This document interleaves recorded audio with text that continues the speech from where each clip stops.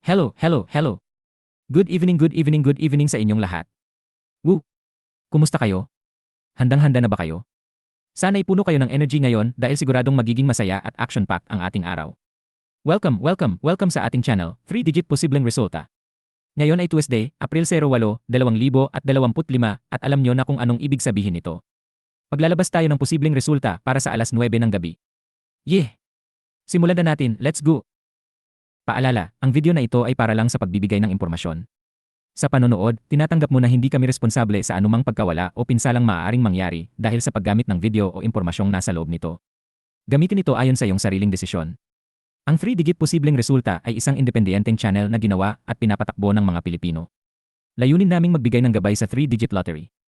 Wala kaming anumang kaugnayan o otorisasyon mula sa PCs o anumang ahensya ng gobyerno. Tuesday, April 08, 2025, 3 Loto Swertres alas 5 ng hapon update. Tignan ang resulta ng Swertres para sa alas 5 ng hapon.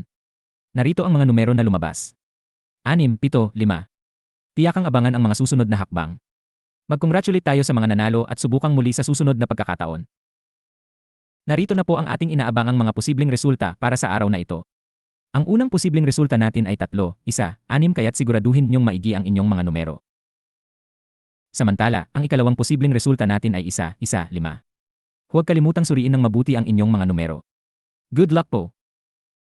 At para sa ating ikatlong posibleng resulta, ito ay 0, 8, 1. Siguraduhin maigi ang inyong mga numero at sana iswertehin kayo. Good luck sa lahat ng ating mga mananaya. Tandaan, ang larong ito ay para sa kasiyahan lamang, kaya't laging mag-enjoy.